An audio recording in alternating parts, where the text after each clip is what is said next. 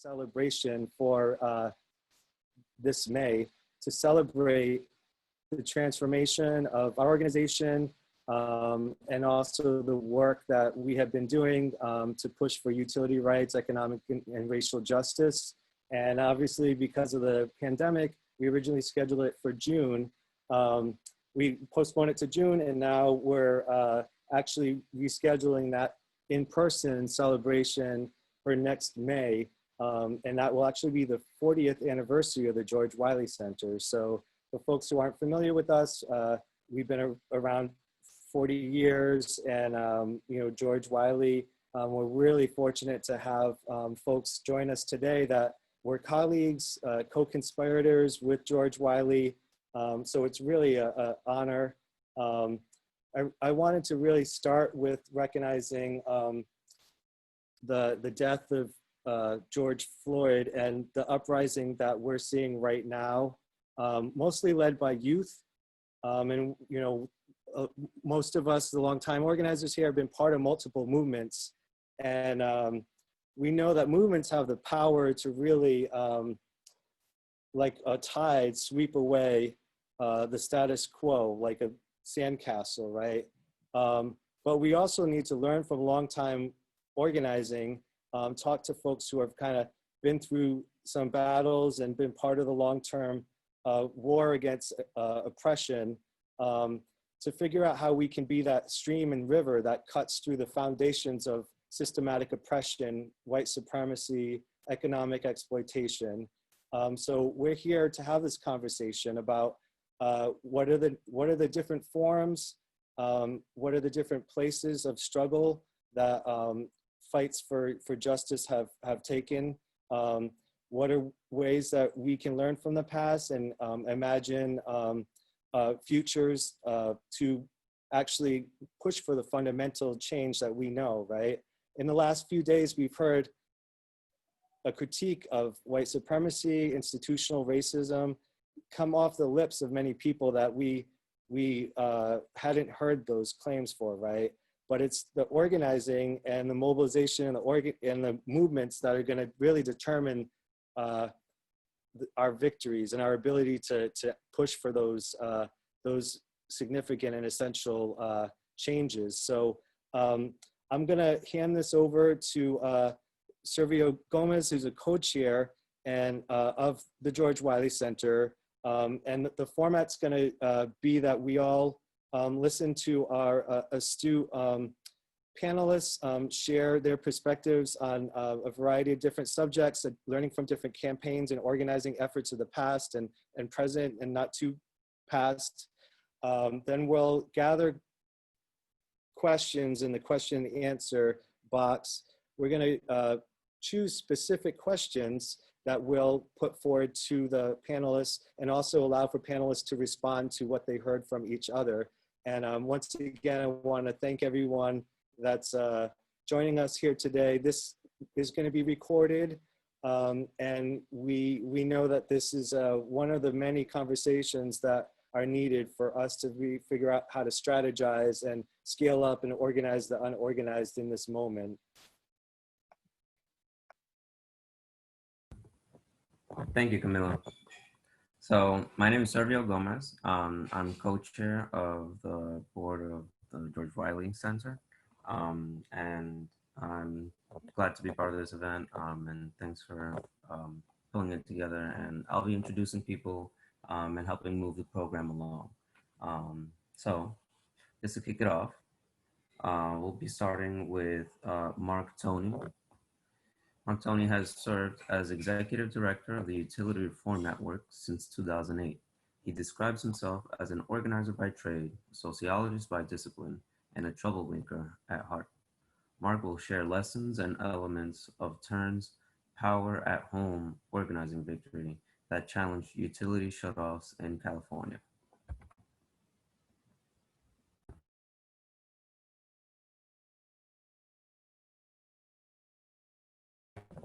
Gotta unmute you, Mike. All righty. Sergio, thank you very much for that introduction. I'm delighted to speak here today among such outstanding panelists. I want to give special thanks to Camilo Vivero of George Wiley Center for his social justice leadership in Rhode Island and nationwide, and for inviting me to speak here today. I mean, how wonderful it is to share the stage with Diana Hernández, who has been a partner in the successful campaign for utility justice that I'm going to share with you today. And what an honor to share a platform with Frances Fox Piven, whom I haven't seen since we worked together to fight right-wing welfare policy in the early 2000s. And talk about the days that we're in now. The success and the amount of change and concessions we have seen in the past few days because of the mass uprising in all 50 states and globally to demand racial justice is exactly what Frances talks about in Poor People's Movement, that it is disruption that brings the greatest amount of change in the shortest amount of time. So it's just so wonderful to actually see what she talks about in her book, to me, actually being played out on a global stage. So it's very inspiring to me. I did my first organizing campaign in high school in 1975. I was a welfare rights organizer in 1982 in Rhode Island. I founded Direct Action for Rights and Equality in 1986. Currently, the organization I work for, the Utility Reform Network, known as TURN, fights for the basic right to affordable clean energy. We have a commitment to reducing emissions coupled with reducing inequality. The cost of greening the grid should not be cutting off poor communities from the grid. Now, the Power at Home campaign is a major institutional victory. On June 11th, the California Public Utilities Commission will adopt a decision ordering the major utility companies to cut disconnections by 50%. The utilities are going to be prevented from any shutoff for any household with a member with a medical condition, an infant under 12 months, an adult over 65, as long as they sign up for a 12-month payment plan. This decision eliminates all deposits to establish utility service or to restore utility service. That's a concrete, removing a concrete barrier. Customers are protected from being forced to pay utility bills of former tenants when they move into a new apartment. This has been a huge problem. And for the past 10 years, the commission was unwilling to address skyrocketing utility shutoffs. So I'm going to give you an outline of this campaign, which is a major victory for 12 million households in California. So one, what we had to do to be able to win is we had to reframe a narrow utility policy issue. Shutoffs is generally understood as a utility policy issue, very narrow. And we had to redefine it as a broad public health issue. I took a page from the domestic violence movement, from the tobacco control movement, and I learned how they reframed their struggles into a public health struggle, and that made all the difference in the world. Actually, it wasn't difficult to document the health issues caused by utility shutoffs, the cold-related and heat-related illnesses, the deaths from house fires caused by knocked-over candles, fires started by electric extensions, people using kerosene heaters indoors and dying of carbon monoxide poisoning. We had, in a 12-month period, 11 people in California who died, mostly children, all people of color who died because they didn't have utility service, okay? So we were able to make the case to the public health sector and was able to bring the support of county health departments, but also funding from public health foundations.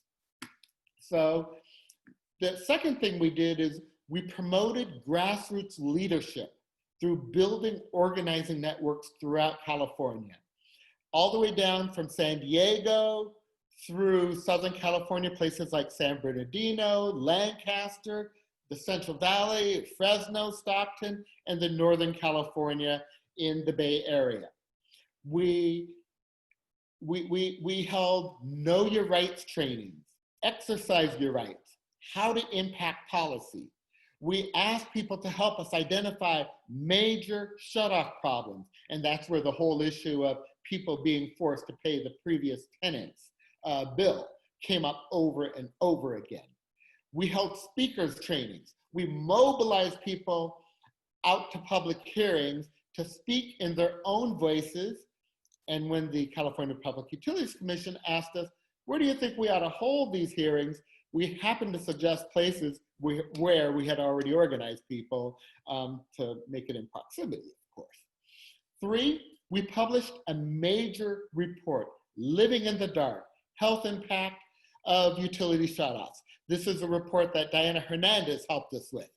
And we were able to document a 60% increase in shutoffs over the past 6 years, but also because we got zip code data, we're able to link shutoffs to disproportionate impact on communities of color, because we could map it and do the GIS stuff that everybody likes to see.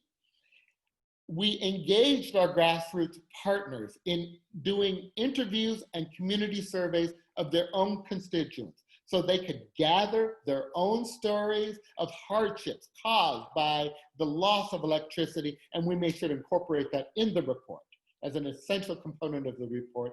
And in a finding that we had no idea at the beginning, we were able to document utility shutoffs as a hidden driver of housing displacement. It turns out that 10 to 15% of households disconnected are never reconnected. And we were able to use that finding to then recruit the affordable housing sector to join the Power at Home campaign, because this was something they had not put together before, okay? That if you don't have utility service, you don't really have a home, okay? Or certainly not one fit for human habitation. So 4, we were able to leverage the organizing among grassroots partners and this report to get the legislature to pass the Shutoffs Reduction Act in 2017 and SB 598. But the way that we overcame intense utility opposition to this bill is because we had a grassroots partners, Central City Community Development Corporation in San Diego. And when we had lobby day, we brought our grassroots leaders from around the state to Sacramento, and they talked to their senator from San Diego, Ben Wesso, who recalled having been a volunteer at their agency when he was on the city council. And so he was happy to author this bill. Now, the good thing is he happened to chair the Senate Utilities Committee. Never hurts to get a committee chair of the Utilities Committee to be your author. Long story short, we were able to get the bill passed, the Shutoff Reductions Act, and signed by the governor, so that, and what was also important is we had county health departments testifying in favor of the bill in the committee hearings, and also they wrote letters to their local senators and assembly members. And we believe that made a huge difference. So then after the bill was passed, it required the California Public Utilities Commission to open up a regulatory proceeding to implement and come up with the rules that I talked about at the beginning. We made sure to bring the grassroots groups that had fought for the victory, that had fought this campaign over several years. We made sure to bring them into the proceedings so that they could continue to have an impact on what happened, and made sure that their concerns were being addressed. We made sure that the public health agencies were involved in the proceedings. And so after 2 years of the proceeding, we ended up having this major victory. Now, I have a few major takeaways that I want to leave you with. One, institutional change is hard, it takes time, and it often takes a policy campaign. I'm talking about long-lasting institutional change. Two, when you look around and you realize, you know what, my organization don't got the power to win by ourselves, you gotta figure out how to recruit more powerful allies. In our case, it was the public health sector. Made a huge difference. We could not have one without them. Three, campaigns for justice need grassroots leadership and partners to ground them. We always made sure that we invested. Whenever we received grant money, we re-granted money to our grassroots partners so they could get funded, okay? And I would say the last thing is, don't let aspirations get in the way of winning concrete victories in social justice.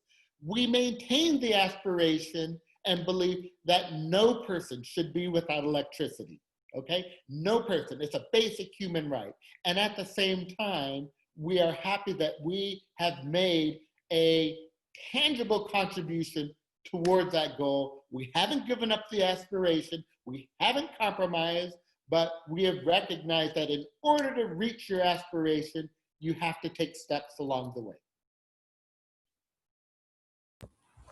Awesome.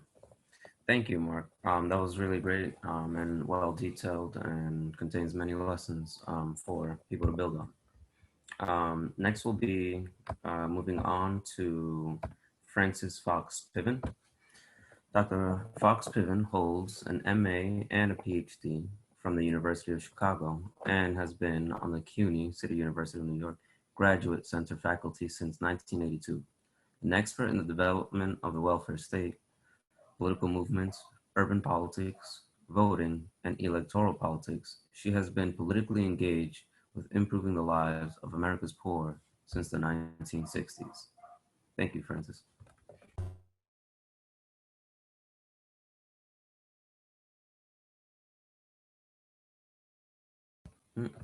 You want to try unmuting your mic?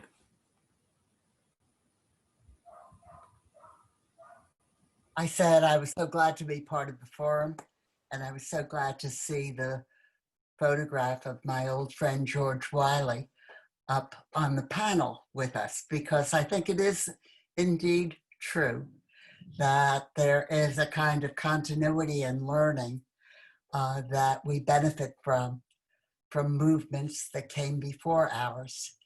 And we have a lot to learn from the movements of the 1930s, the 1960s.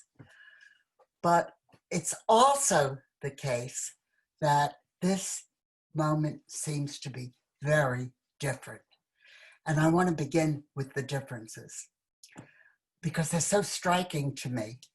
I mean, I am glued to my television from about 6 o'clock in the evening till about midnight, because these differences are so mind-boggling and they give me so much hope and so much cheer.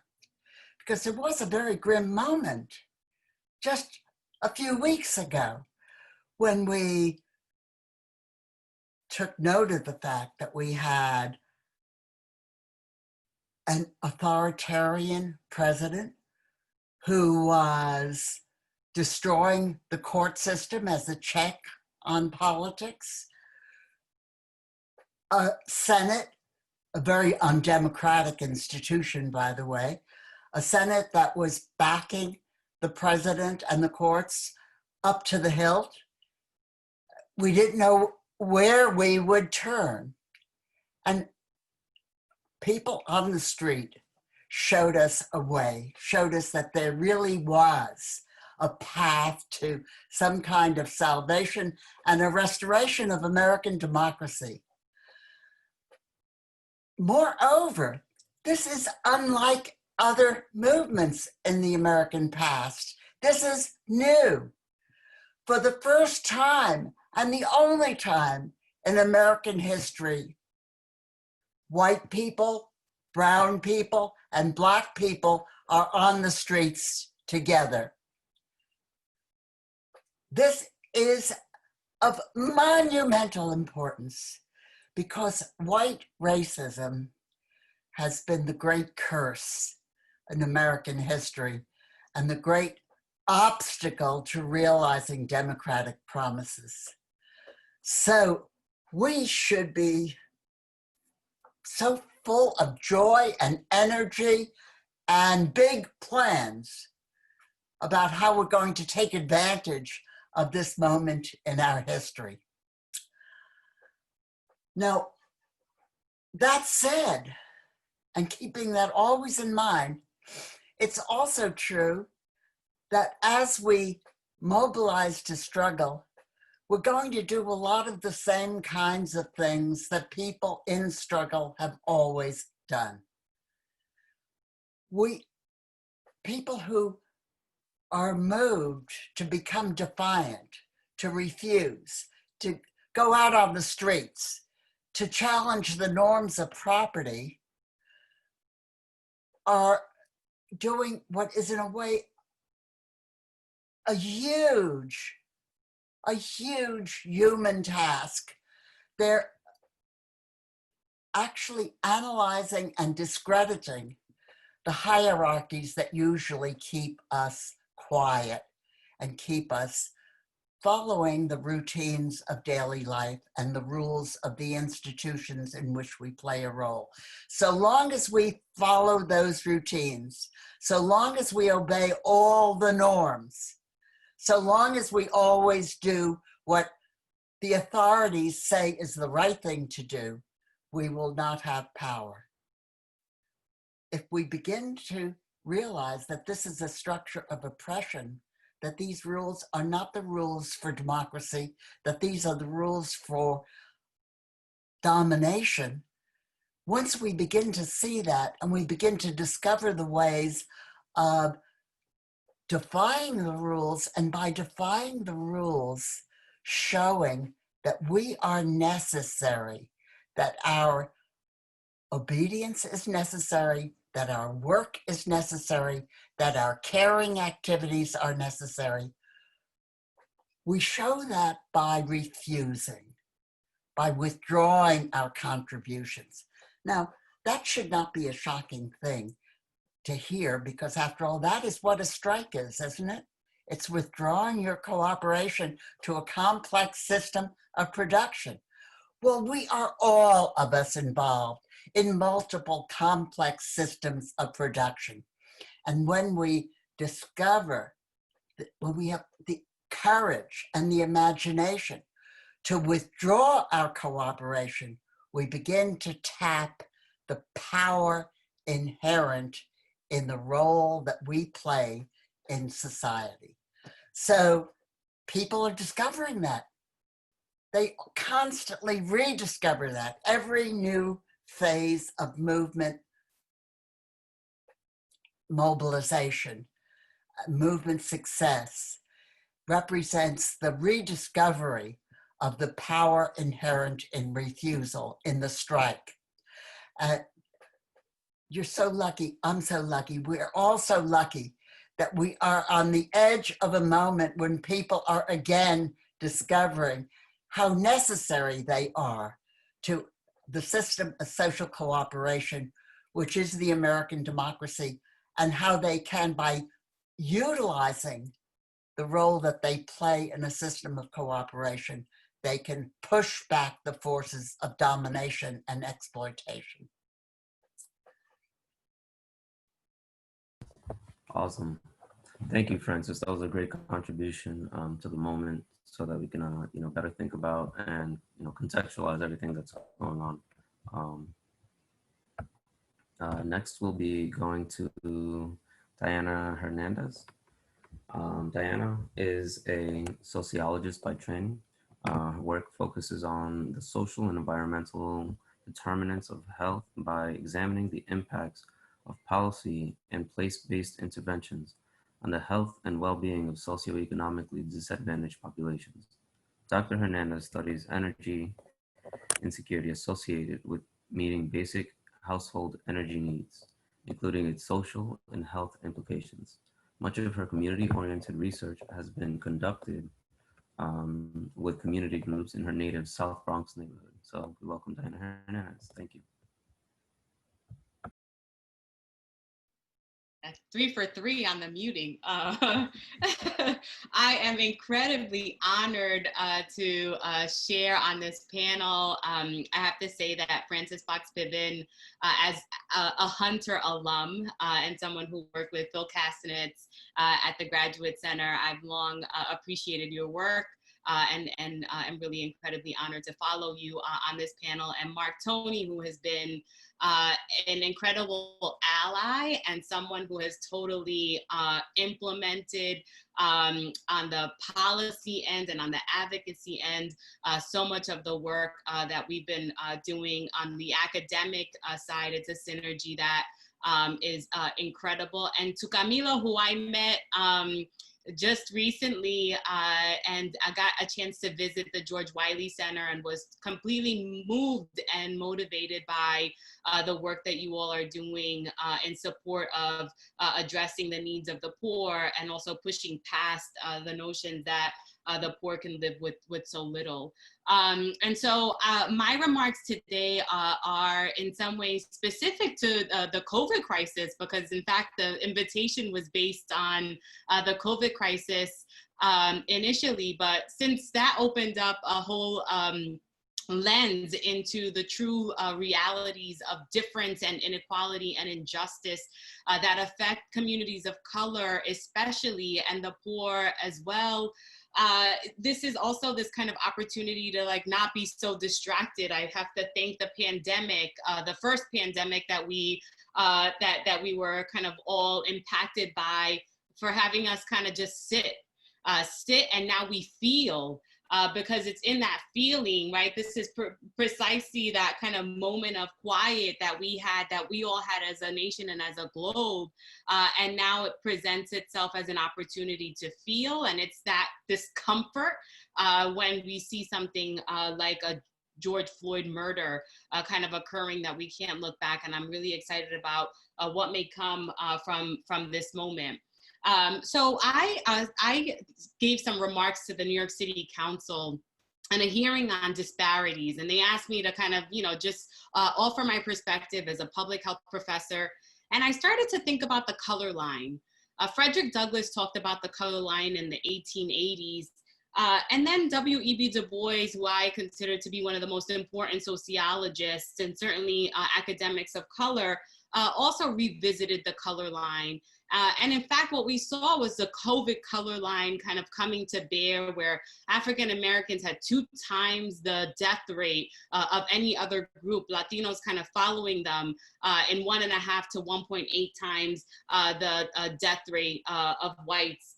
And at some point, you kind of question, what's the disparate impact about? And in fact, if you just look a little further, it's about the underlying conditions. It's the underlying conditions of not having access to adequate housing, to living in opportunity in neighborhoods that are not marked by opportunities, educationally, health-wise, otherwise. It's about the fact that health disparities have existed and have been documented actually initially by W.E.B. Du Bois and the Philadelphia Negro. And at some point, it's a surprise that COVID, for some, that COVID would have the kind of impact that it had. But in most kind of acute risk situations, we see this unfolding. If it's not a natural disaster like Katrina and all of the man-made disaster following that particular moment to this kind of pandemic, we see it again and again, that people of color and the poor are disproportionately impacted in the most adverse ways.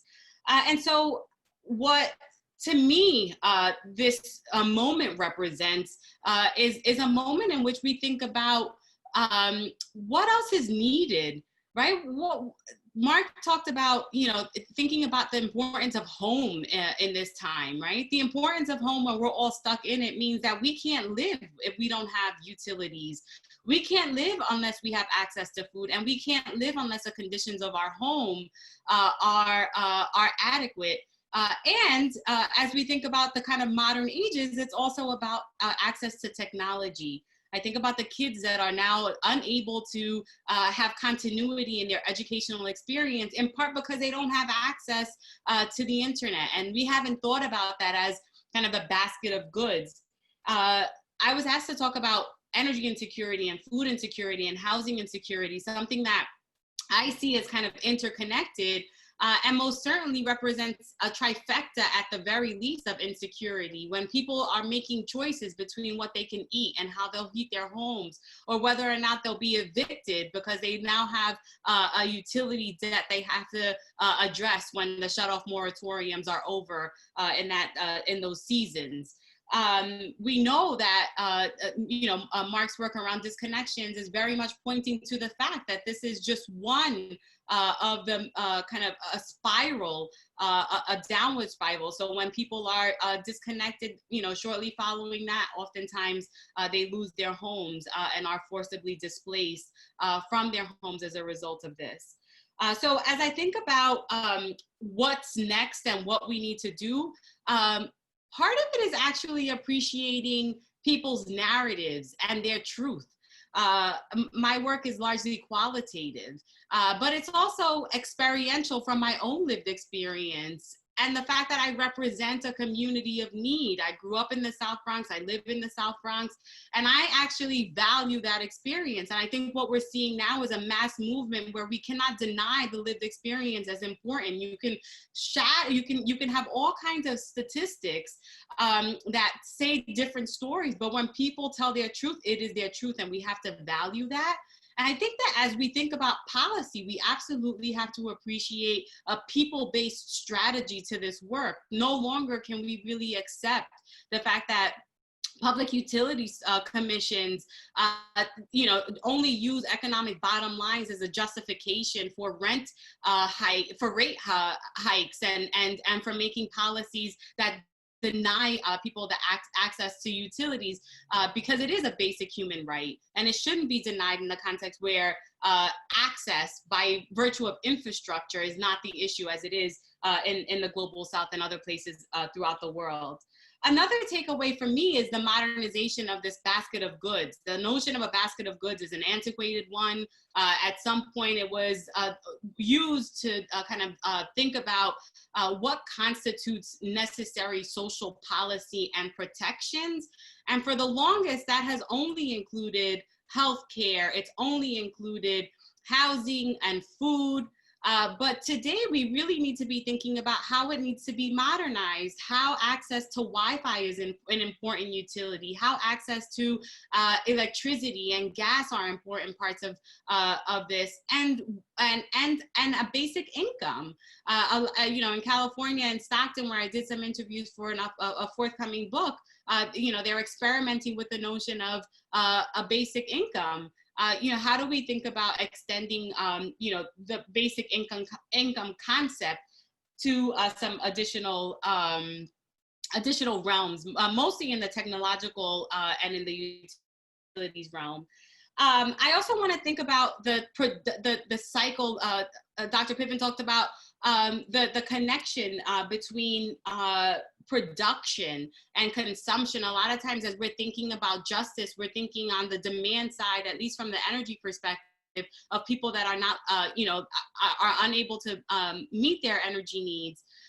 But vulnerability is actually across the energy continuum. You have communities that are reluctant to transition from dirty fuels and coal, for instance, because they're concerned about their livelihoods. A lot of times they're also making decisions between poverty and pollution. It's a trade-off that many communities have to make in the context of, policies that essentially continue to support fossil fuels. So we have to really, a movement has to be about connecting the supply side and the demand side, that energy production and energy consumption are really along a continuum, and we see vulnerability across that continuum. And it's not until we start to make those connections that we can actually. And I also want to kind of end on the notion that power has two meanings. As we think about, the lack of power stemming from the California wildfires or the hurricane in Puerto Rico, people literally were without power because they could not power their medical devices, they could not power their refrigerators, they could not power their cooling systems. And yet they were also without power because there's a lack of recognition of the fact that this is an issue. And that in fact, as we make those connections between the broad base of production and consumption and the broad base of who's providing utilities and who's using them, that we actually start to think about people having a lot of power. And that as we claim that power, we can actually kind of transition into a place that's full of light and full of life and full of power because it's claimed by the people. Thanks so much, Diana. That was awesome. And, really places the focus on the different points where we need to be organizing. The point you made about, focusing on the experiential, something that we try to focus on in the George Wiley Center, focusing on experiences and organizing around that to build that power from the grassroots. So I want to encourage people to submit questions. There's, a Q&A feature on this, and we want to encourage more dialogue and discussion about the points that were made. So as we wait for those questions to come in, I want to give an opportunity for the panelists to kind of like respond to one another or add on to points that were made, in another person's comment. So does anybody have any additional thoughts or responses, remarks? I'm most interested in getting to the questions that people have who have taken their time to participate today. I'd also like to hear something about what's going on right where you are, Camilo, in Rhode Island. We watch the news, and Rhode Island, of course, has not been very much featured in the news. So tell us what's happening in your town.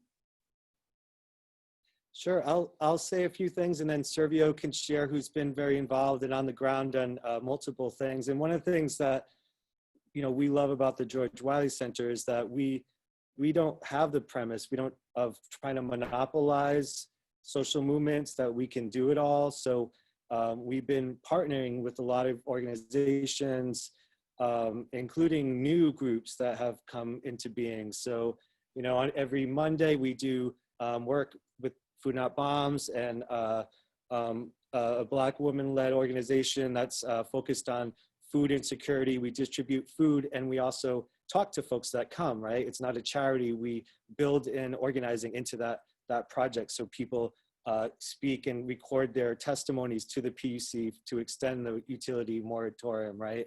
And then, we're obviously involved in the uprising that's happening right now. We had folks there last night.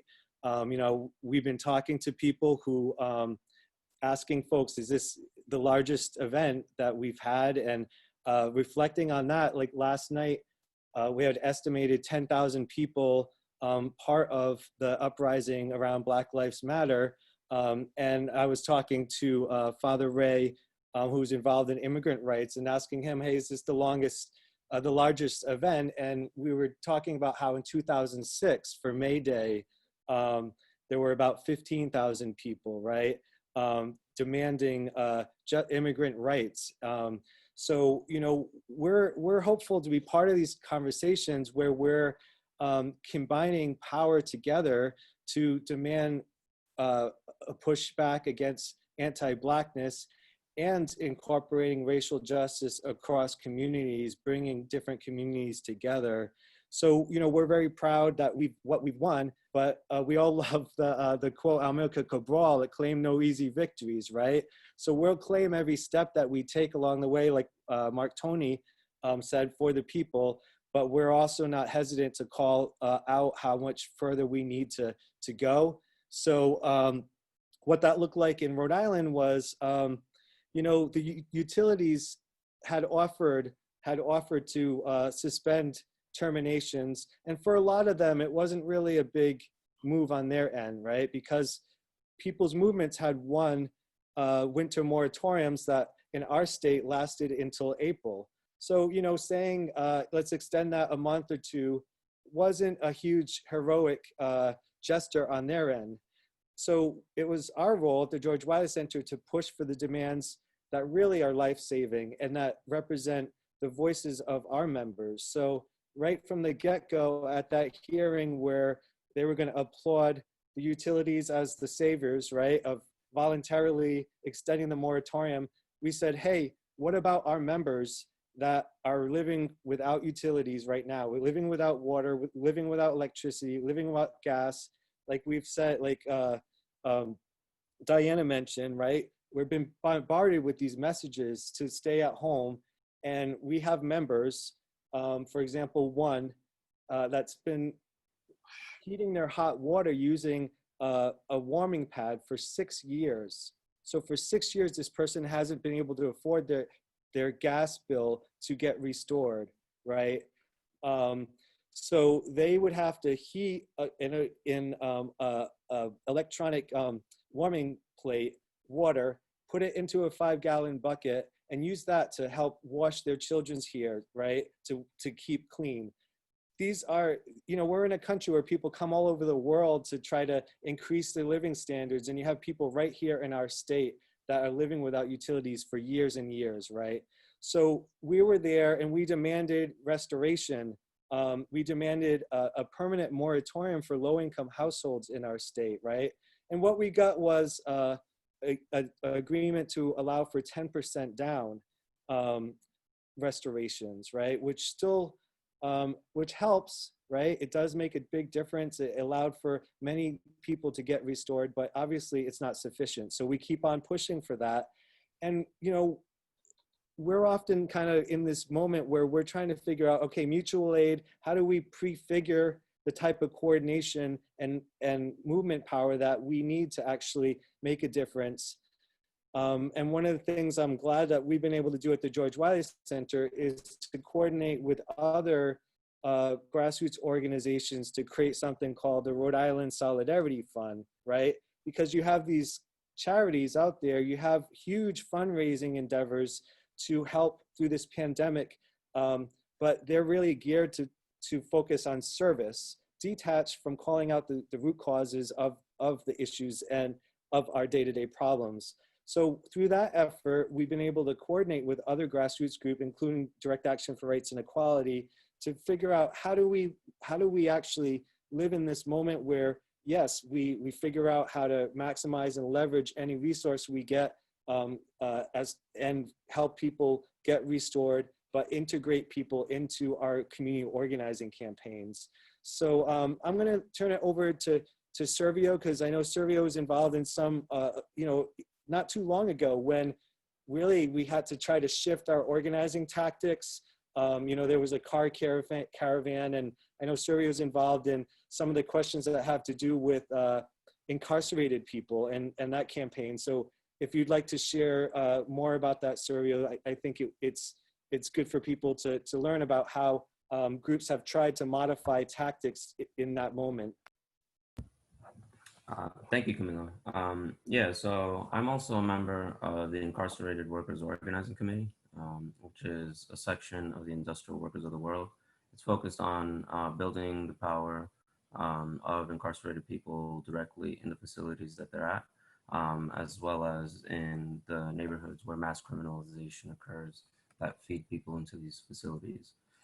And so as part of that, locally, we've joined up with other organizations as part of the COVID-19 Criminal Justice Working Group, and have been, raising demands that address the need for people to be mass released for their safety, and to also address, conditions inside for the time that they will still be in there. So immediate testing, for example, adequate healthcare, actual visitation, video visitation, for example, geriatric release for, people who are older, and several other demands. And so we've, been prompted by the moment to engage in tactics that are new to us, right? Because this whole moment is new to us, everybody on the call, and really all of us, right? So, last week, for example, or at a couple times, we held a car rally first at the State House a couple months ago, and then just recently at the ACI, which is the local prison compound in Rhode Island. And, we helped raise demands such as the ones that I just described. And, the struggle keeps on going, but something we learned just a few days ago. So all this time in Rhode Island, for example, people who are incarcerated within state facilities, at least, since this COVID thing, first, there was not much testing. They were very lackadaisical in doing anything about it. And, eventually they started, with pressure, they started testing some people who had symptoms. And unfortunately, some people, when they do have symptoms, get thrown into basically medical segregation. But through, ongoing agitation,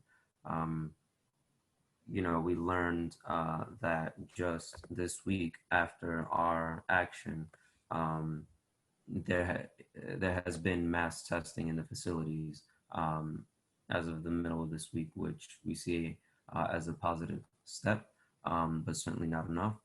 And it speaks to the types of framework that Camila is talking about, claiming no easy victories, and actually keeping, as Mark is talking about, keeping the ultimate goal, in focus. For us, that means, full abolition of the criminal justice system, along with the imprisonment system that, leads people into these facilities, and even when they get out, leave them unstable, unable to get a job, or unable to keep one without facing discrimination, along with that contributing to their inability to pay for basic needs, such as rent, such as utilities, and other necessities. So that's a brief view of what things have looked like in Rhode Island regarding the stuff that I myself have been involved in. And this particular moment, I feel, has brought further attention to what's going on behind bars in a certain way.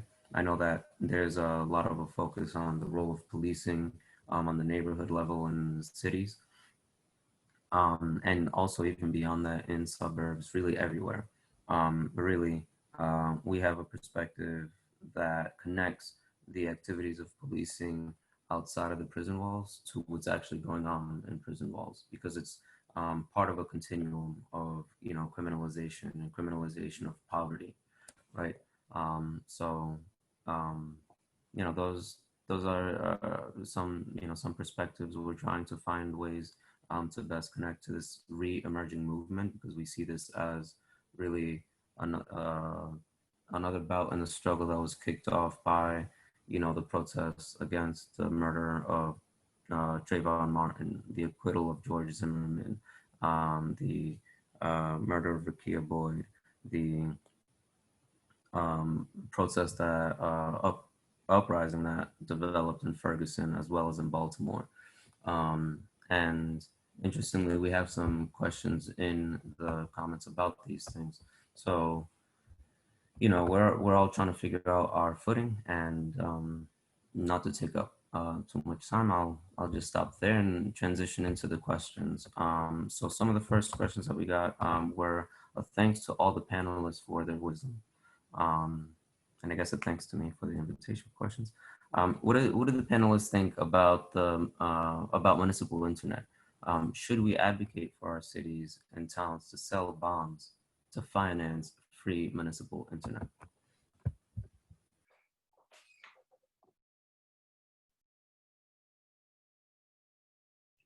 I think Diana maybe. We at Turn are big fans of municipal internet for a number of reasons. One is that there are a number of very successful cases around the country of municipalities, Chattanooga, Tennessee being an example. Different Santa Monica in California that have built and deployed municipal broadband. It turns out that because of the bonding and the ability of municipalities to have access to low-cost loans, you can actually build these type of networks much cheaper than an AT&T, for instance, and that you can be able to provide basic internet service as a public good. The challenge is that in most states that there are huge barriers that have been set up by AT&T and other major companies that prevent municipalities from doing this because they see it as competition, as unfair competition. Why should municipalities be able to compete and cut into their profits? I mean, broadband service is enormous profit center, windfall profits for these corporations. So if you want to support municipal broadband service, the most important thing is to work to change the laws in your state. It includes California, so I'm not exempting where I am, but you're going to have to get involved in changing the laws in the state that act as barriers to municipal broadband. It's not just a matter of advocating that the city council does it. There are real barriers in virtually every state in the in this country. And to that, I would add that if municipal internet services are an end goal, there are a lot of things that can also be done in the interim. And I think about the fact that housing, for instance, like isn't necessarily set up with the connectivity in place. So you'd have to do a bunch of retrofitting. But also the ways that these companies also earn quite a bit of revenue is by connecting at every installation, meaning, you know, at every initiation of an account, they get more, even if the place has already been wired. And I think that those are like some additional policies that if we weren't able to get all the way to a municipal internet service, there are other protections that can be made in the interim to help to reduce the cost of setting up this kind of essential service. Thank you. I think Francis also wanted to make a comment. You want to mute your mic?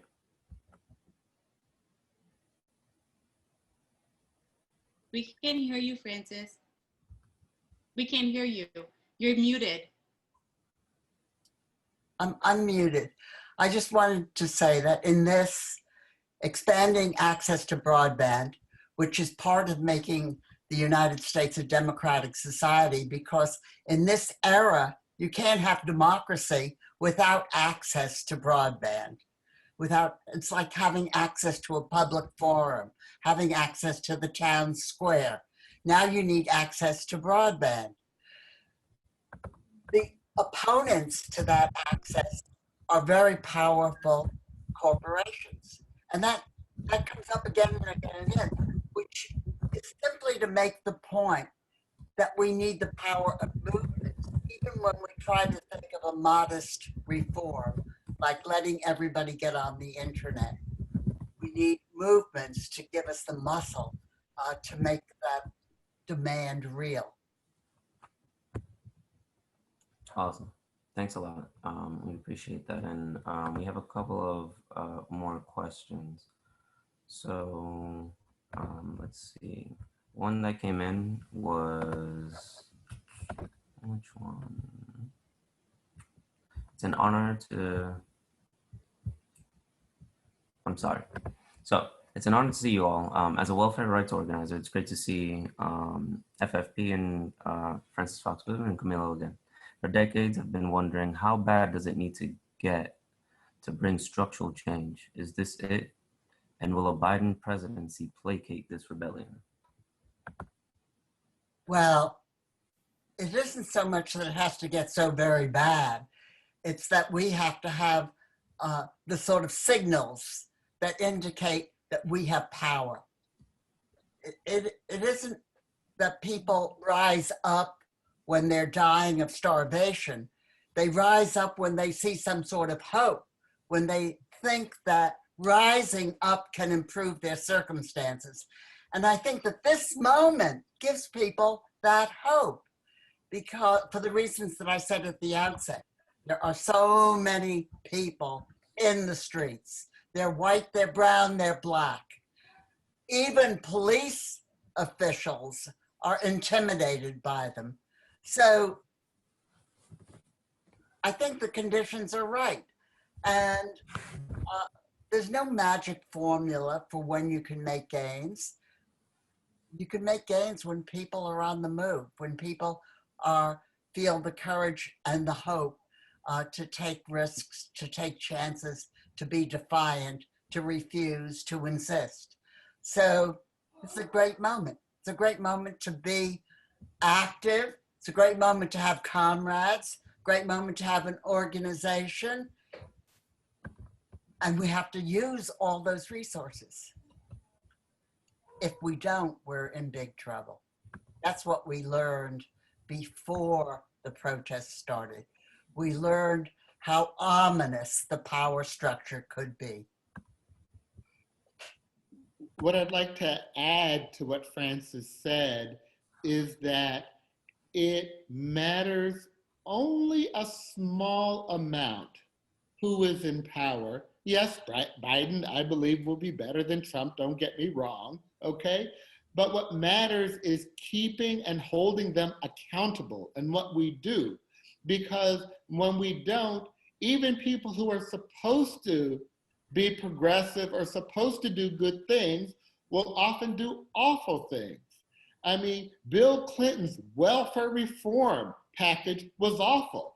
Francis and I fought against that at the federal level. A lot of people now look at Obama with rose-colored glasses because of the contrast. But we have to remember that up until Trump, he set the record for deportations of immigrants, okay? And we can't conveniently forget that. We have to hold Biden and every other elected official accountable. And one more thing, in addition to holding our elected officials accountable, we have to hold these major corporations accountable. We have to hold AT&T accountable, okay, for standing in the way of national broadband access. We have to hold major corporations accountable, not just elected officials. And that's hard because it means we have to track what they're doing. We have to be aware of what they're doing even before we feel the pain of what they've done to us. It's hard, and it's especially hard because when Mark says hold them accountable, how do we hold them accountable? Partly by knowing what they're doing and providing the sort of the public witness of ordinary people announcing what they're doing and expressing the pain that they're causing. But we also hold them accountable by making them worry that in a moment we could be in the streets again. That's very, very important because that is one of our main sources of power. and You may prefer to have a clerk in an office who can push the buttons to give us leverage. But the fact of the matter is that ordinary people, working people, and poor people have power by threatening to become unruly. just to follow up, you hold people in power, corporations in power accountable by doing two things. One is you protest what they're doing that is racist, that is puts profits over people, all that stuff. But you have to take the next step, and that is to be clear on your demands, on what you want them to do. I'm a firm believer that protest by itself against what you don't like is not sufficient. You must come up with very clear demands of what you want them to do. Well, I don't entirely disagree with that, Mark, but I disagree a little bit because many of the most urgent demands that come from the street are pretty clear. If people are getting evicted from their house, they're losing their homes to foreclosure, or they're being evicted from their apartments because they haven't been able to pay the rent, and they protest, they don't need a delegation and a manifesto and a list of suggestions for people, for those in power to know what's wrong. It's pretty obvious. Well, Now, and sometimes it isn't so obvious, but most of the time it is. I mean, obvious, I think part of it is about, I've been a big proponent of thinking about naming problems, right? Like to the extent that, we didn't have a language for understanding hunger and like malnutrition, and food insecurity as a concept kind of comes up, and it's like, oh yeah, like those organizations are solving that problem. I think that that's an important piece. But if I think about really the essential aspect of this moment, it's a feeling. It's the request is not really, it doesn't have to be met with specific demands necessarily, because actually racism is a sentiment that is both a head and heart sentiment that has to be addressed in its feeling component. And I think that that's what this movement right now, I think, is like generating. In some ways it's about police brutality, and in some ways it's, really calling to question necessary reforms in criminal justice and policing. But in earnest, it's about like, let's question this really like fundamental feeling of disregard for people of color and racism and white supremacy on behalf of the majority. Like that, I think, is an important piece of this that we haven't had. I think that that's what makes it feel different, because that's what makes it different, is because it feels different. It feels like we have to do something about that underlying condition, because otherwise we'll continue to, call out specific issues. But, really at the undergird of all of it is that kind of structural stronghold that is racism in this country. Well, isn't it both? Isn't it, it's the sentiment, it's the feeling, it's the attitude that leads people to scorn those who look a little bit different than they do. But it's also the practices that make life so hard for people who are brown or black or poor. And those practices, if those practices can be changed, some of the sentiments will also change. If people, like Du Bois said this very well in his book on Philadelphia, that one of the ways in which you can change white attitudes toward blacks in Philadelphia in the 19th century is by allowing blacks to live in better condition. If they lived in nice houses with trees in front of the houses and nice gardens, and their children went to nice schools, some of those sentiments would change. At least Du Bois said that. But I think we should change the practices.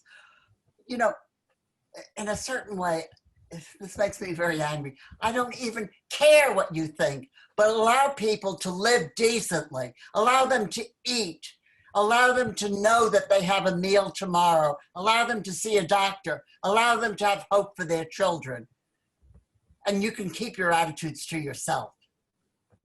I sense a tension there. I think I definitely agree with you, and I'm not a panelist, but we have to combat the sentiments of anti-Blackness and better housing, better education, better access to healthcare will assist us in that, but we need to defend ourselves against those who do have those deeply held sentiments and have the power to act on them. I think it was Stokely Carmichael that said, I don't care so much about, somewhat to what you're saying. If a person wants to lynch me, it's that they have the power to. I think these are great points. To bring up some of the questions that are coming in, and now we have a good amount, actually. I'm going to combine two here. So, Camilo, thank you for the great panelists and the extremely high quality of their opening statements. My first question is, what steps do you think we can take to lock in the gains we are hoping to see in this organizing moment? Are there new types of activism we need partnerships, etc.? And then there's another comment on Facebook commenting on, last night's protest rally was an incredible exercise of our rights, led by the youth in our community and across the state. I am thankful. The presence of all walks of life standing up. How do we keep them engaged?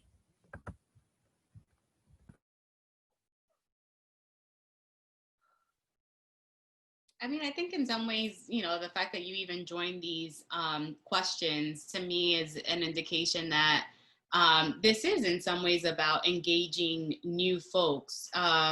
Frances Fox Piven kind of noted that this is, young and old and Black and brown and white. And, this is really I think in some ways bridging, the divides between people, either generational or racial or otherwise.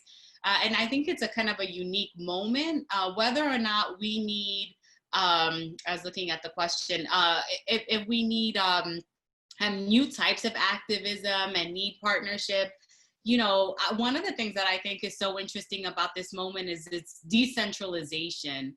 And at first I was frustrated and going to the figureheads of the civil rights movement, wanting them to show up for me in words and help me to kind of, understand this. And then I realized actually the beauty of the decentralization is that we don't have those point people to tell us exactly that direction, but that we it's a charge. And that charge is about us figuring it out collectively where we stand. That's about corporations saying Black Lives Matter. And that's about academia saying Black Lives Matter. That's about government saying Black Lives Matter. And how? Okay, so that in the articulation of how, that's about us kind of laying out the specifics. So it's a charge, which to me is so powerful. It's less neat and it's more frustrating in some ways, because it's why don't you just tell us what it is that you want and the specifics or whatever? But then I realized the brilliance of it in saying, no, you have to own this. And if this is a value of yours, then what are the commitments that follow that value? Or that those sets of values for you. And I think, there's that I think to me is the new kind of movement that is happening right now. It's defined by something different. Its leadership is not hierarchical. Its answers are not clear, but it's a clear charge for people to figure it out on their own. I agree with your characterization of the movements, Diana, but I don't want the corporations to decide how to realize their new commitments. I think that we have to decide whether or not they're acting to realize these commitments. Because words are cheap. Expressions of sentiment are easy. We have to be the judges of whether they are true to those new commitments. But the fact that they have to stem from, rather than just adopting language, right? And saying, okay, you've fed us this information and this vision that there's actually a charge for corporations and other like organizations and people really, you know, like at the kitchen table to reimagine their commitments around this and like start to engage in the conversation and not simply write it off as like, oh, that's that manifesto that exists, I may take parts of it. It's like, no, actually, let's do the work. Like, what do we need to do to be an anti-racist organization? And like, what kinds of, and like, to me, it's very powerful. Maybe it's not, I don't know, like, you know, maybe we sit, you know, it took me a while to kind of appreciate exactly how this is unfolding. And again, I kind of work through my own frustrations around, you know, wanting to set the priorities. And at the same time, I actually see, you know, different folks kind of having to struggle with this and like decide, okay, well, what is it that they're holding true? And there's hope for that. To me, that's about, you know, like kind of new levels of ownership and new ways that, you know, people can engage in a way that they might have otherwise, you know, not engaged. Well, I'm not worried about our side. I'm not worried about the protesters and the authenticity of their demands. What I'm worried about is our susceptibility to propaganda, to lies, to deceits. You know, Trump always tells us that he's really the best president in history for Black Americans. This is such a lie. He tells us that Black people have never been as well off as they have been under his presidency. He is lying. Corporations also lie. They put out propaganda puff pieces to make us think that they're on our side. So we have to be very careful about that. We have to constantly scrutinize and evaluate the responses of the authorities to our demands.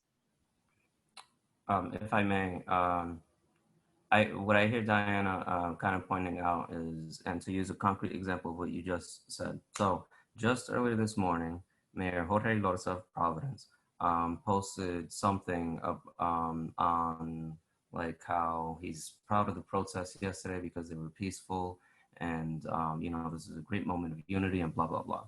And he also announced that he lifted the curfew. This was a co-optation. He only lifted the curfew because people defied it yesterday. And that's actually what I hear on both of the sides of what you're saying. Whereas Frances Fox Piven sounds like she's raising the possible co-optation of these, you know, government forces and politicians. They wouldn't have gotten there without the types of pressure, grassroots pressure, popular pressure that Diana is talking about in a decentralized way. You know, they were scared. And we also saw this with the governor yesterday, who was trying to proclaim that she's, you know, for Black Lives Matter. And yet all of these months have not done anything really significant other than lip service for the needs, the health needs of Black and brown populations in the state. And has yet still not actually heeded demands of actually implementing a percentage income payment plan, which would disproportionately benefit Black and brown, working class, low income ratepayers in the state. So I hear both. You know, I'd like to hear either from Mark on this, or we can go on to another question. The question being, how do we keep people engaged with this, you know, latest protest movement? So what people need to be able to change the system is power, okay? And we need power over a long period of time. And so the question is, you know, what's great is we have so many people who, as Frances has suggested, have decided to join a movement, to take it as their own. As Diana talks about, it's decentralized. It's not, it's all these people deciding this is the time. And so the question is, how do we make sure that this doesn't go away? And I think there are a couple of things. One is the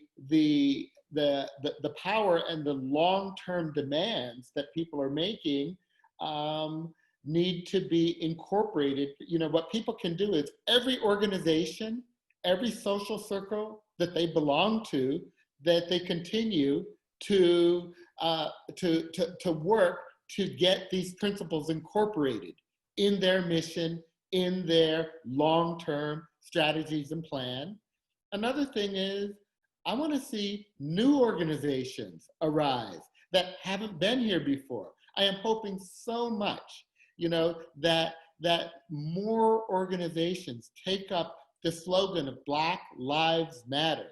I mean, it is just so amazing to see how many more people now feel like they're part of the Black Lives Matter movement, okay, than ever before. And to look at how to institutionalize some of these gains into electoral gains. And I'm not talking about Democrats versus Republicans. I am talking about electing more movement people who feel accountable to the movement they came from. That is what I would like to see a lot more of, not just picking between the candidates that have always been there. It's also true that if you have a strong and vigorous movement, that elected politicians, even if they're not movement people, even if that's not part of their history, they have to eventually respond.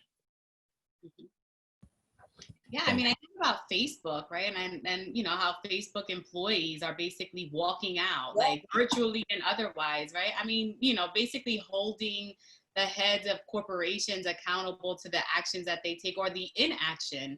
And like that to me is about also in some ways kind of democratizing corporations in an odd way, which I think is kind of, I mean, I don't, maybe I'm not as familiar with, kind of corporate history and like, workers walking out in that kind of a fashion, but, like outside of, let's say, union context, but this is different. It does feel like employees are holding corporations a little to higher standards, and they want these corporations to be social actors because they are social actors, especially in kind of these new technologies that allow for a voice. Twitter, for example, like also kind of pushing up against the president most recently. So I don't know, like maybe it's just a media thing, but I do think that this is kind of an interesting moment for those kinds of issues too.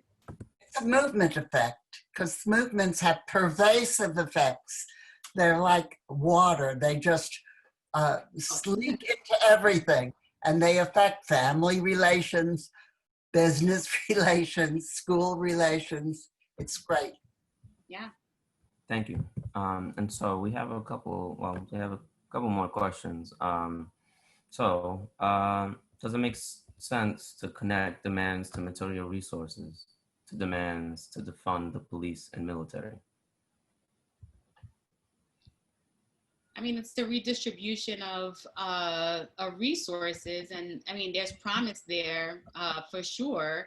I mean, I think about in New York City how to address the COVID economic fallout, they kind of took away summer youth employment program, which is so critical for providing economic opportunities, but also job experience for youth and young adults. And so, yeah, I mean, the police department's budget was barely touched in terms of cuts. So, it is absolutely an opportunity to reimagine. And I think that there should be concrete calls for that.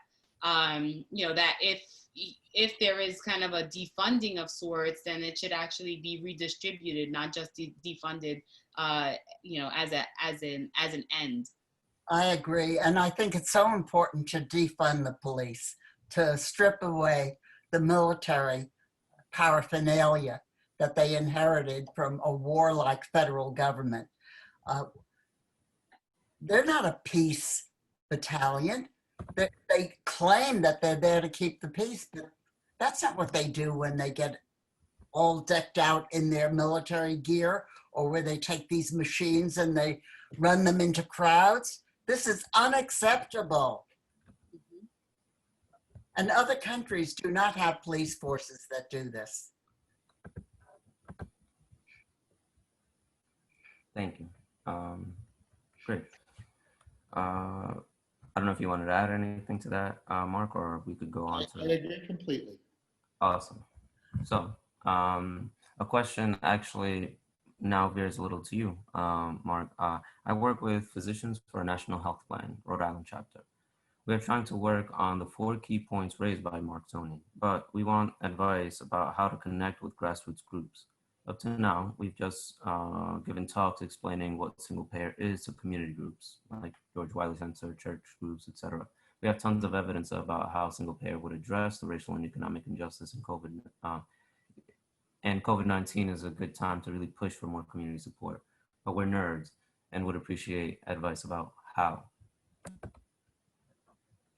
Well, I mean, the first thing is, I would say, because you're in Rhode Island, between the George Wiley Center and Direct Action for Rights and Equality, you have the two organizations that have the most experience in organizing communities, in building coalitions, and more importantly, in policy campaigns, winning policy campaigns. So I would suggest that that would be your absolute best source of concrete information, because every state is different. And in terms of pushing the healthcare infrastructure and policies within Rhode Island, I know that's where I would start if I were doing it. What I'd like to do is add something that hasn't been talked about.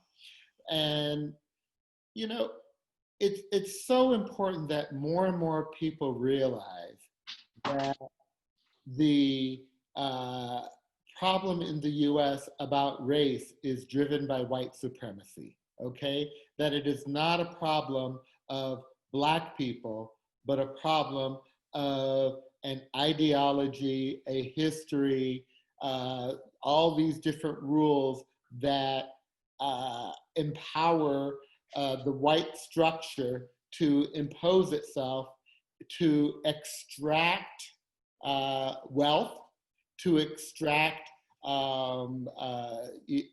economic benefit from communities of color, okay?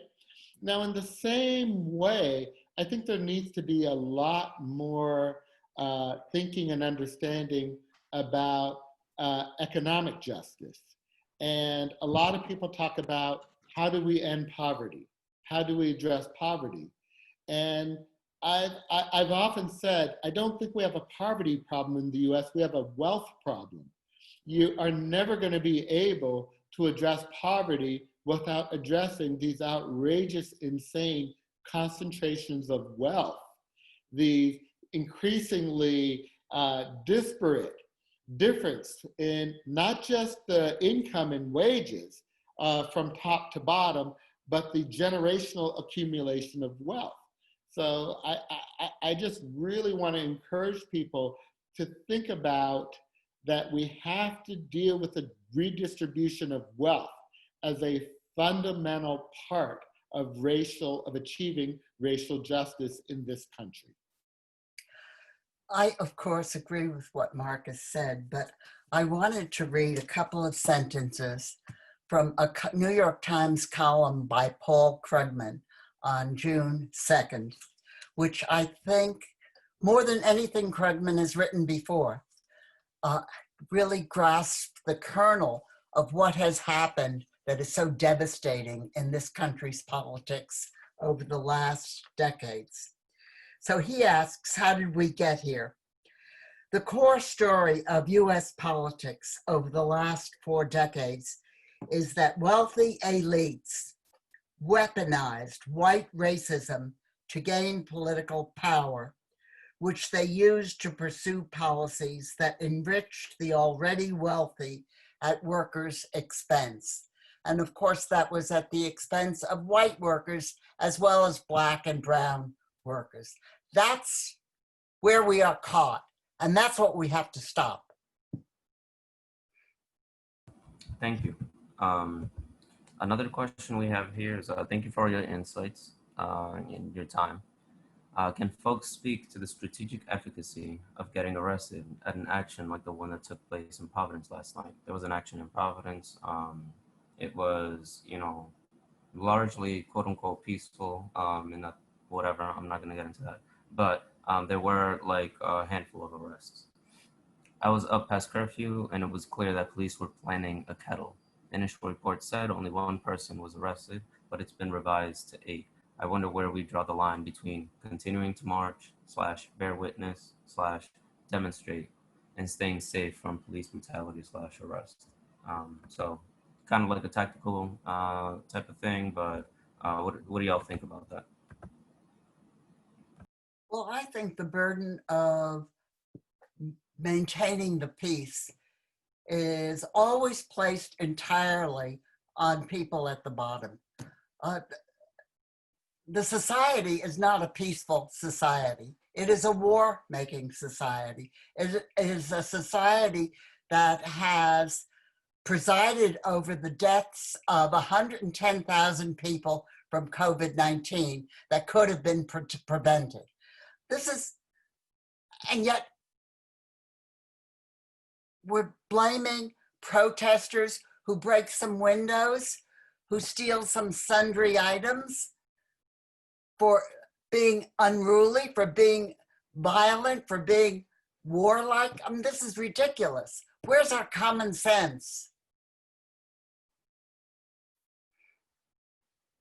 If I can follow up on Francis, the point of protest is that the authorities don't get to decide. This is a point she had actually made earlier today. Don't get to decide what's acceptable protest and what's not acceptable protest. The only protest that makes a difference is if it's unacceptable. I can't tell you how many police marches I have been on in the last 40 years. Somebody gets shot and killed. We have a march. Everybody is upset. And a week later, nothing happens, okay? Peaceful protests almost never result in massive change. It is the withdrawal of compliance. It is the withdrawal of playing by the rules that makes a difference. I swear to God, it is people setting fires to buildings that got people's attention, okay? That is in fact what I saw. Okay, you can see what you see, but that is what I saw got people's attention. So here's the thing about protest is sometimes it's one way and peaceful, and sometimes it's not. It's protest, it's frustration, it's anger, okay? And it can be manifest in so many ways. I believe that all of it has played a role in moving institutions, in really getting people who have never spoken out before to speak out.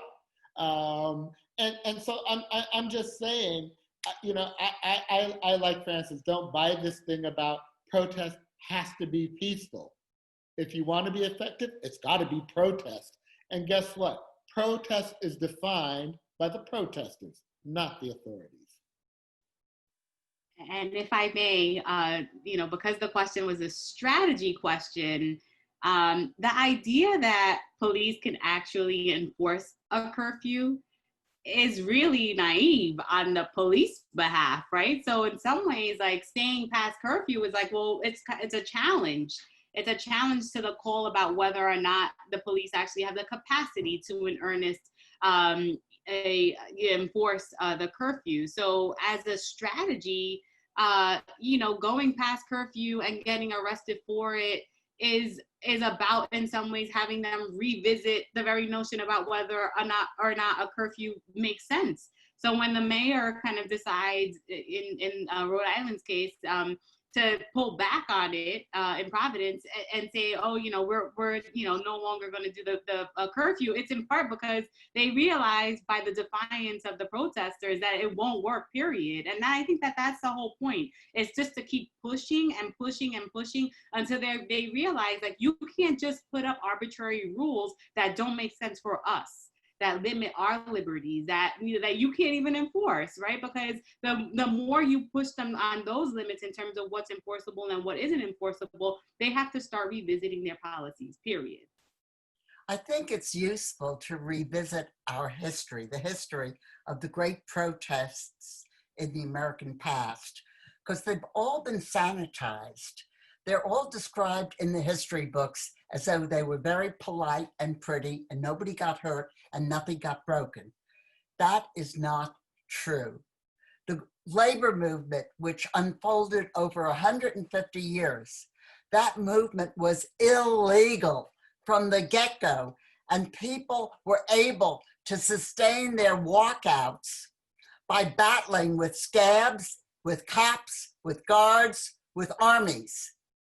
The civil rights movement, it's an iconic movement now, and we treat it as though it was so pretty and so nice and so God-fearing and everything else. It was accepting.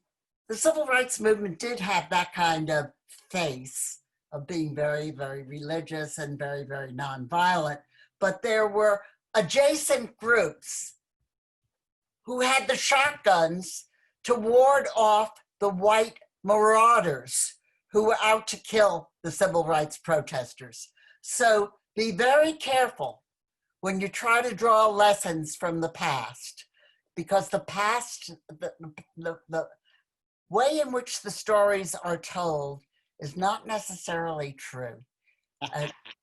And by abiding by a false version of what happened in the past, what helped in the past, what was the source of our power, of our progress, by abiding by those distorted versions, we disempower ourselves now. Well, I wanted to give opportunity. I'm not sure. I know we didn't get to all the questions. Yeah, so we were scheduled to end at 3:30. We understand if people need to leave, but for folks who want to stay on in another 14, 15 minutes till 3:45, obviously these conversations and dialogues are needed for more than an hour and a half, right? And what I posted in the chat, which I think kind of summarizes some of the different perspectives, was a quote from Frederick Douglass and Mark Toney. I don't know who picked that quote for the Direct Action for Rights and Equality, but for years on Dare t-shirts, that was the quote. You know, we heard Diana talk about Frederick Douglass, but I think Frederick Douglass kind of synthesizes this play between demands, but also tactics, right? So I don't know, you know, maybe if somebody would like to read that quote, most of us are probably familiar with it, but I think for me, it's something that I look back on when the tactical debates seem to blur us from the more strategic long-term organizing that we're looking at. So if somebody wants to read that, and then, you know, voluntarily, if anyone can stay on past 3:30, that would be great. I'm excited that a year from now, we're gonna hopefully be able to gather in person to celebrate 40 years at the George Wiley Center, and that hopefully by that point, through all our hard work, sweat, blood, and tears, we'll have achieved more than what we could have imagined at this moment. But so I look forward to celebrating, and I look forward to struggling with everyone together. But if somebody wouldn't mind reading that, I'm going to sign off, and then, you know, Servio, if you'd like to read other questions, and we continue the conversation for anyone that can stay with us. Okay, great, thank you. So I'll read that. So this is Frederick Douglass. Let me give you a word of the philosophy of reform. The whole history of the progress of human liberty shows that all concessions yet made to her august claims have been born of earnest struggle. The conflict has been exciting, agitating, all-absorbing, and for the time being, putting all other tumults to silence. It must do this, or it does nothing. If there is no struggle, there is no progress. Those who profess to favor freedom and yet depreciate agitation are men who want crops without plowing up the ground. They want rain without thunder and lightning. They want the ocean without the awful roar of its many waters. This struggle may be a moral one, or it may be a physical one. And it may be both moral and physical, but it must be a struggle. Power concedes nothing without a demand. It never did, and it never will. find out just what any people will quietly submit to, and you have found out the exact measure of injustice and wrong, which will be imposed upon them, and these will continue till they are resisted. Thank you. That's a really great quote. And actually, what I did want to comment on is that last question. What I hear in that last question is a genuine recognition of the threat of being arrested and the legal, ramifications of that. This quote that we just read, we're talking about Frederick Douglass. We're talking about an abolitionist. And what we're also seeing on the street is the reemergence of a new abolitionist movement, and or reinvigoration of one. And I think that's really, really, really important to really focus on, because that is one of the key foundational social struggles in American history. It is the Black struggle for freedom that has taken the form of abolition. And I bring that up in relation to arrest because one of the things, there's this book that recently came out on force and freedom, and the use of violence within the abolitionist movement. One of the things focused on was, okay, the point that Diana was making regarding the curfew, how can they actually enforce that? Well, how could they have enforced the Runaway Slave Act without people participating in it, right? The thing was that back then, one of the tactics and activities that unfolded was that people started to refuse to obey the police when it came to them trying to implement certain orders of capturing people to throw them back into slavery. Now, that looked like direct action by interfering in the ability of these slave catchers to catch Black people and to remake them into slaves. So I bring that up because that's the tradition that we need to build on. This is literally the tradition that, America has gone through, right? And exists. And on the street, I think we, frankly, because of this post-civil rights era and the predominance of nonviolent direct action tactics, we sometimes tie all of our strategy and tactics to avoiding confrontation in certain ways, and therefore diminishing what we can achieve strategically and tactically. So in this type of moment, I particularly feel that, like, first, why are we even asking this question? The threat of arrest, right? And therefore the threat of legal charges. And also, the point brought up about peaceful and all that. The only reason why we're even talking about any peaceful protests today in Providence and all that is because of the riots that broke out in Minnesota, and then the supposed riot that broke out on Monday. And the police were all scared about this, and they were all forceful yesterday and threatening people. This was a full police and military show of force. Of course, their point is to scare us into inactivity, is to scare us into not challenging them. But the thing is that we do have to challenge them, and we have to stand our ground, and we have to be bold. We can't be reckless, but we have to be bold and find ways to assert ourselves without getting thrown thrown into the jail and caught up into the legal system. We need to do that by selecting better tactical strategies on the ground to prevent people from getting arrested while they're doing more emboldened actions. This is what I think, abolition looks like in practice and through direct action.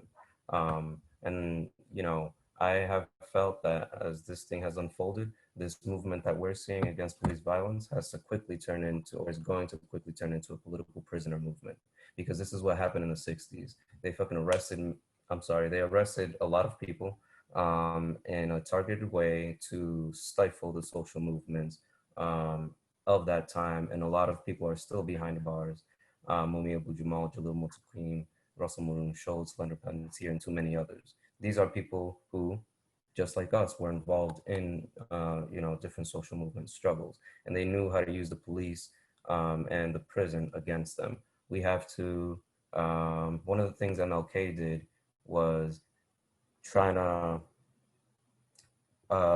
get rid of our fear of getting arrested. And we have to get that back. I don't think that we should throw ourselves into the hands of the police. We should instead try to take bold actions without getting ourselves thrown into prison. But if we do, we need to beat back the charges. We need to organize movements around legal cases, and we need to organize inside if we're thrown into these facilities.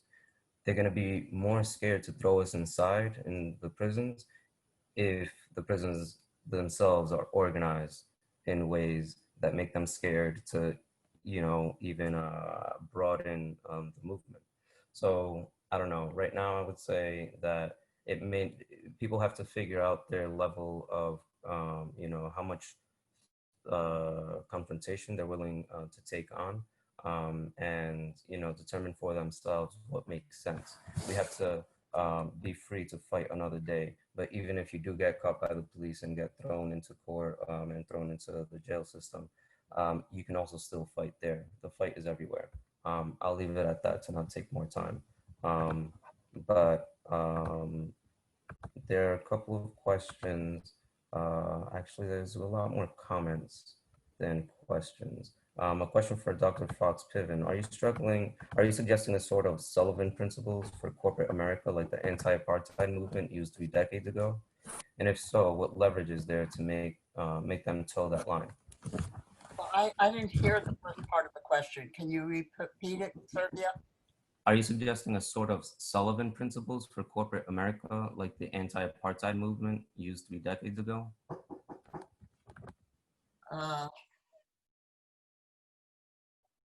I'm suggesting that we develop our own criteria for evaluating what corporations are doing, and we don't just take it for granted that their mouthing of our slogans or their mouthing of our values is the realization of our values. But I also want to say something about the themes that have come up in the last few minutes, especially Servio's comments. I think that we ought to prepare for police repression. And the sort of credo of nonviolence strips us of the motivation to do that.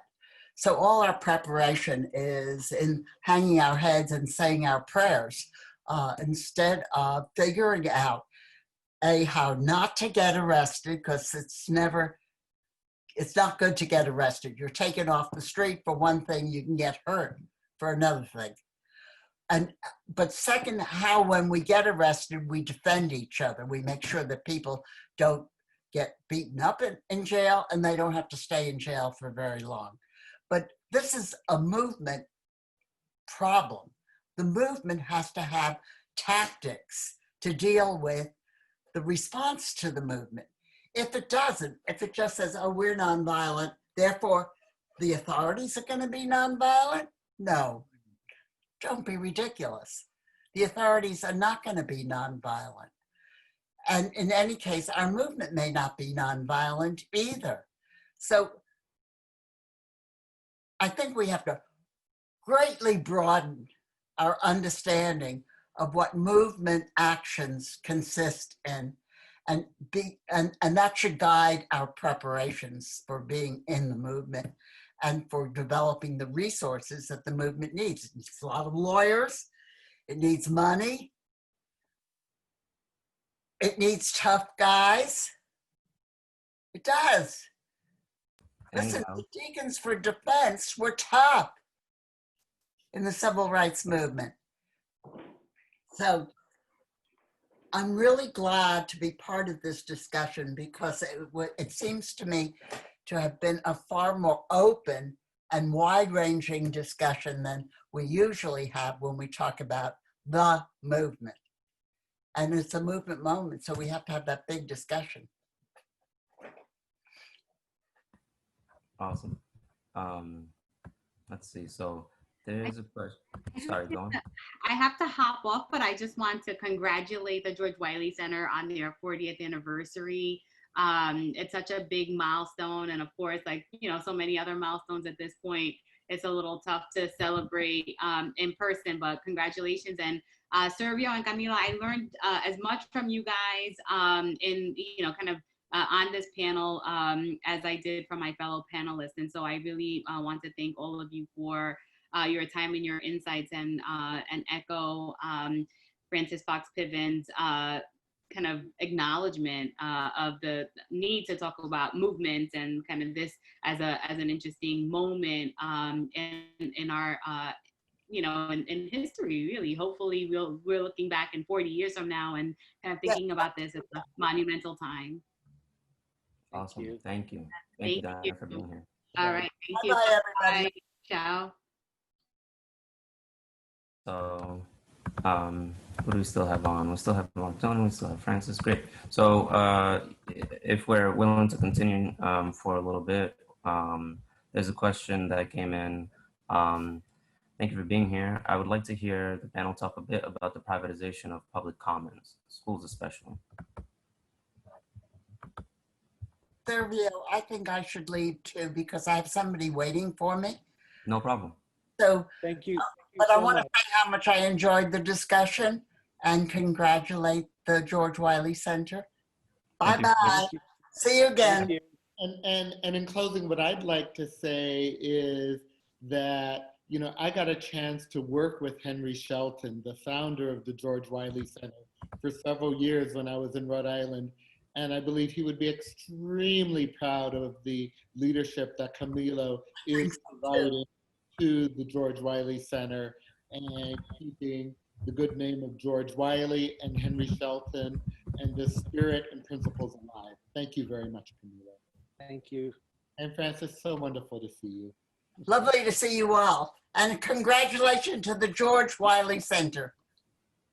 Thank you so much. I had it muted.